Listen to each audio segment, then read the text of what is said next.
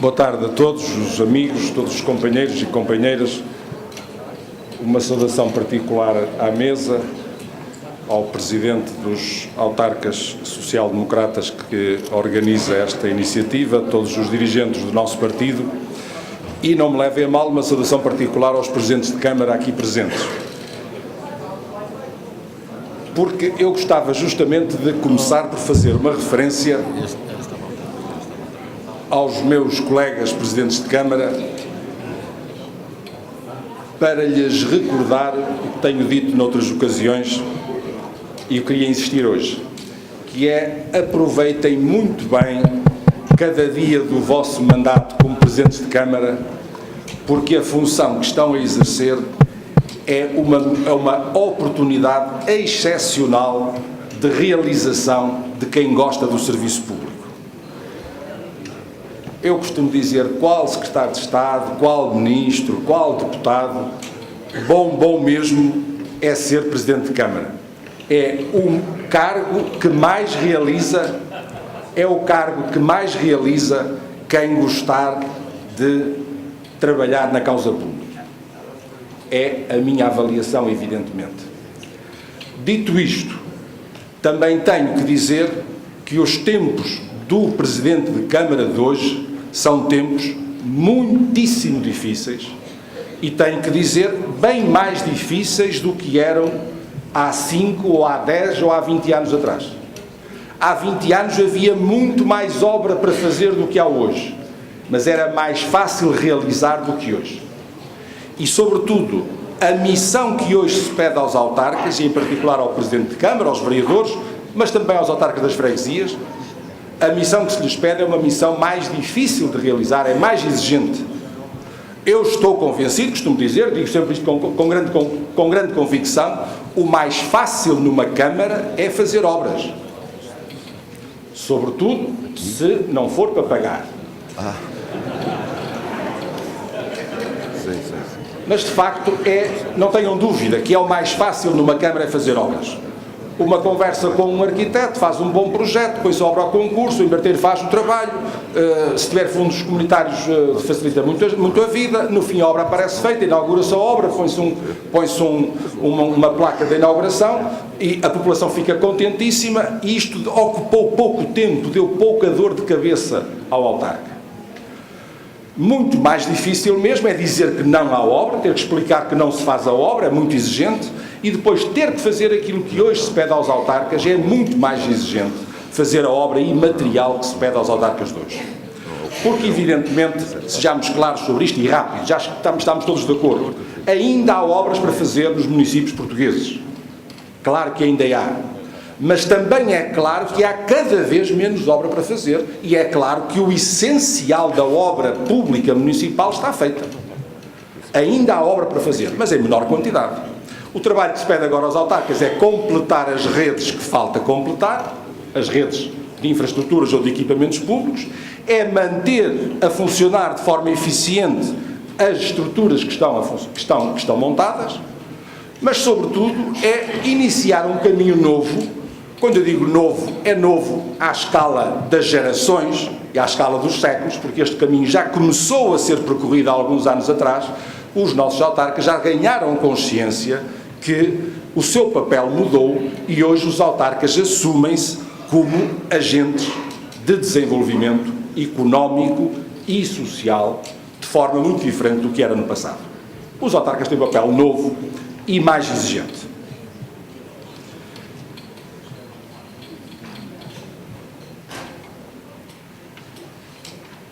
É suposto que os fundos europeus sejam colocados ao serviço das novas funções, das novas responsabilidades, das novas exigências que os autarcas têm pela frente. Mas eu quero dizer-vos, falando de fundos europeus, quero começar por vos dizer o seguinte: é muito normal que os políticos digam aquilo que os respectivos auditórios gostam de ouvir. Portanto, em condições normais, eu chegava aqui e dizia: os fundos são, sobretudo, para as autarquias locais. As autarquias locais são a principal prioridade dos fundos. Isto era um político à antiga, que antigamente os políticos mentiam. Aquele senhor disse, o António Costa. Foi ele que disse. Agora, eu quero dizer-vos que a prioridade dos fundos, de facto, não é essa.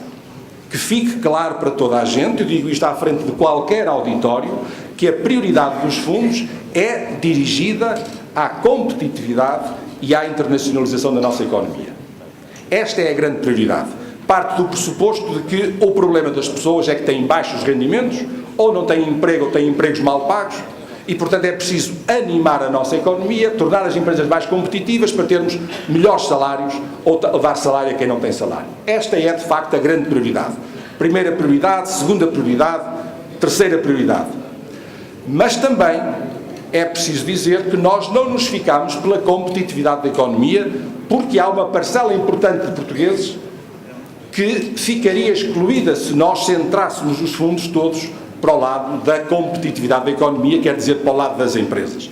É evidente que vamos gastar agora mais dinheiro, vamos investir mais dinheiro ao lado do investimento privado, vamos investir menos dinheiro na obra pública. Isso é claro. Mas vamos dar uma atenção reforçada àqueles portugueses que estão fora do campeonato da competitividade, aqueles que não podem participar no campeonato da competitividade, os mais dependentes. As crianças, os idosos, os doentes, os dependentes de muitas naturezas diferentes. E esses vão ter uma atenção particular. E há um número que os meus amigos têm que conhecer, eu peço-lhes que retenham isto. A dotação maior dos fundos europeus é para o lado da competitividade e internacionalização. Mas a dotação que mais cresce nos fundos europeus é a dotação para a área da inclusão social. A inclusão social multiplica as suas verbas por 3. Passa de cerca de 500 milhões de euros para cerca de 1.500 milhões de euros. É uma aposta muito forte que este governo faz, este governo que é conotado como um governo do direito, ou do centro-direita, sem alma, sem coração, sem consciência social, foi este governo que criou pela primeira vez um programa de inclusão social, entre os 4 programas temáticos que vamos ter nos fundos europeus, e que multiplicou por 3 as verbas disponíveis para a inclusão social.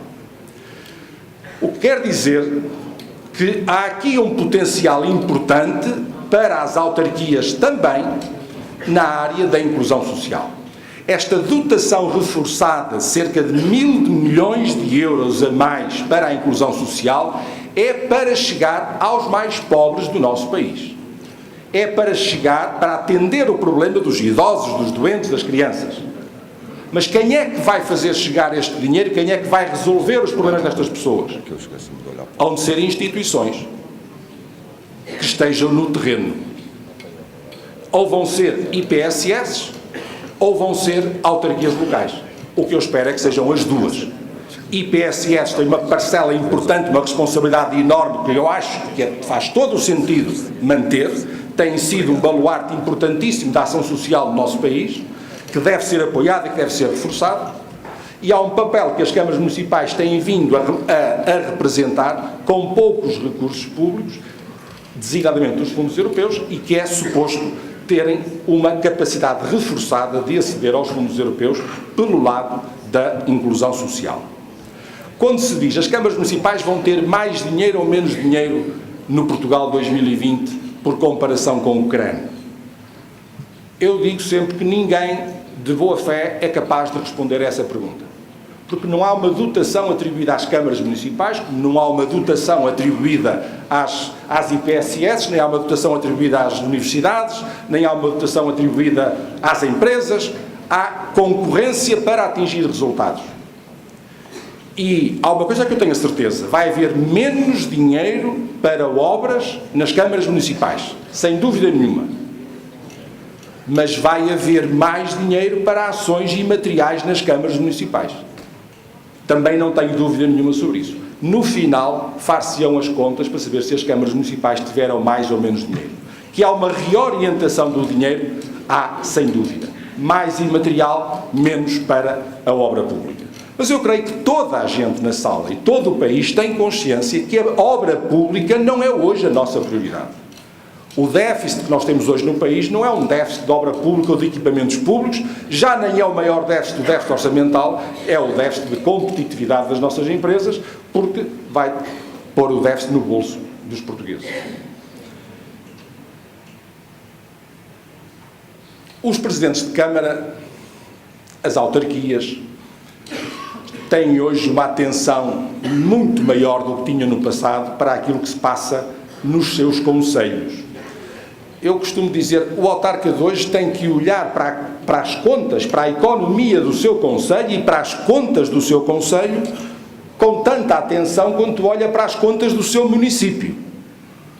O autarca antigamente só queria saber quanto é que entrava e saía no cofre da Câmara, que dinheiro é que ele tinha nos cofres municipais. O autarca de hoje tem que olhar para a economia do seu concelho e não apenas para as contas municipais. O que é que se passa com o rendimento das empresas, o rendimento das famílias? Isto é que é a preocupação com a economia local, o desenvolvimento económico local.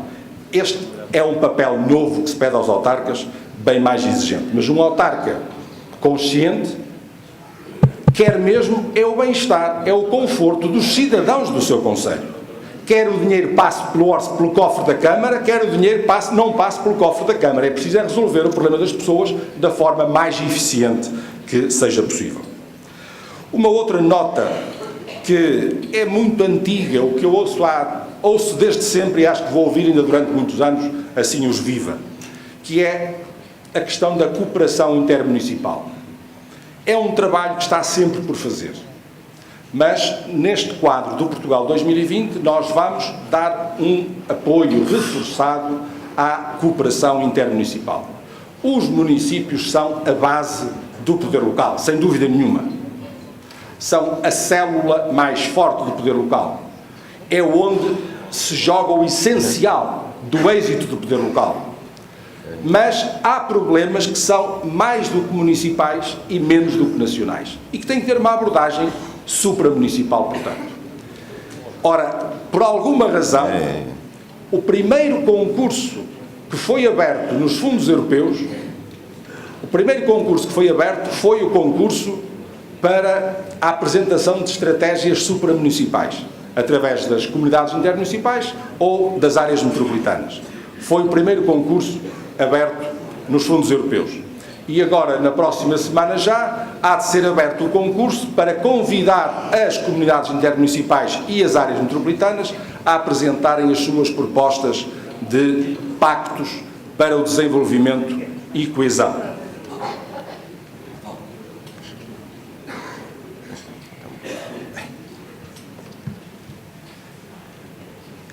Esta prioridade à cooperação intermunicipal não impede, evidentemente, que os municípios continuem a ser o principal agente e que se apresentem diretamente aos fundos europeus. Mas quero deixar claro que os fundos fazem uma aposta clara em privilegiar a ação das comunidades intermunicipais e das áreas metropolitanas.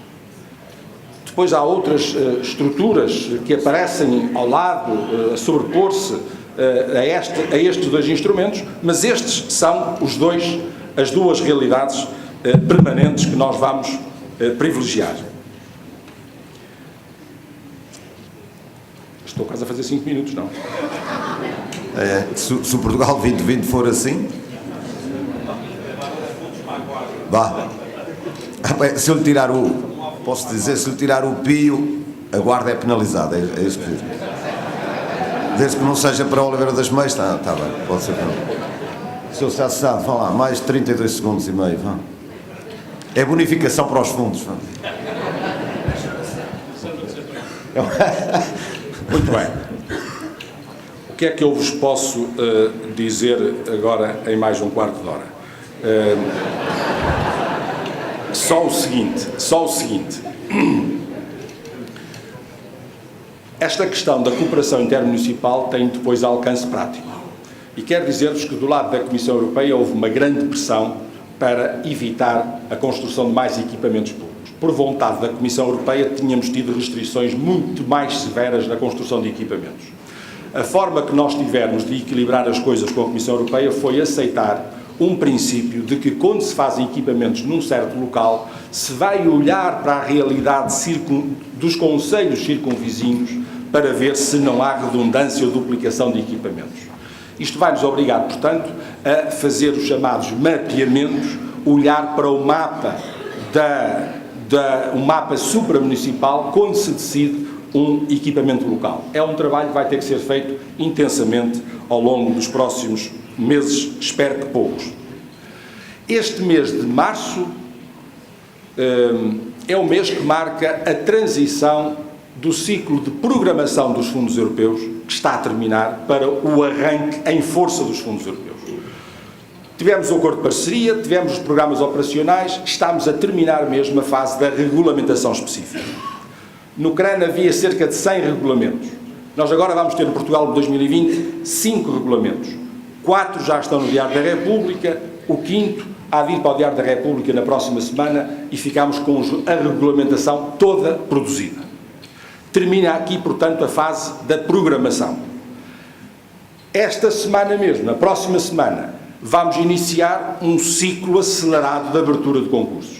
Nós já abrimos concursos em 12 de novembro de 2014, justamente os primeiros concursos para as comunidades intermunicipais e para as áreas metropolitanas, depois no final de dezembro para agrupamentos de empresas, para ações coletivas de empresas ou ações conjuntas, e agora vamos começar a abrir concursos em todos os programas operacionais.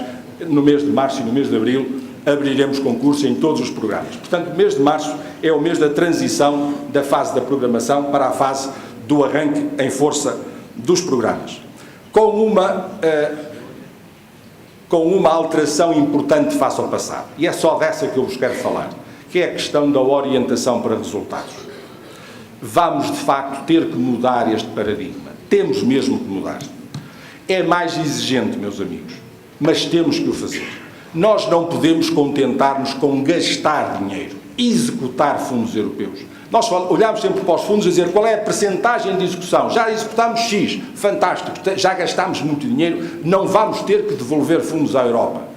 Isto é uma maneira mesquinha, redutora de olhar para o problema. Nós temos que aplicar bem o dinheiro. E isso tem que ser medido em resultados. Eu costumo usar esta imagem: nenhuma empresa vive sem uma conta de resultados. No fim do ano, olha-se para a conta de resultados e sabe-se se o resultado foi atingido, se não foi, e em que medida o resultado foi atingido. Isto tem uma métrica muito simples nas empresas, é em euros. Tem mais rendimento, mais receita do que despesa, tem mais proveitos do que encargos, isto deu um resultado de X. As políticas públicas também têm que ter resultados, também têm que ter métricas, e é preciso medir os resultados dos investimentos que se fazem, das opções políticas que se tomam. Claro que isto não quer dizer, a métrica não tem que ser em euros, evidentemente, mas temos que medir os resultados. Pode ser em euros, pode ser em número de crianças que não abandonaram a escola, pode ser em número de senhoras vítimas de violência doméstica a menos, que foram reintegradas, pode ser em número de presos reintegrados.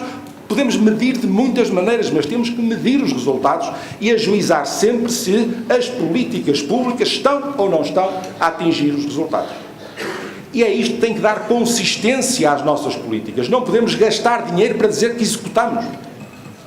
Temos que poder corrigir em cada momento a trajetória. E é por isso que há uma reserva de eficiência, há 6% do dinheiro, e 6% estamos a falar de 1.000 e tal milhões de euros,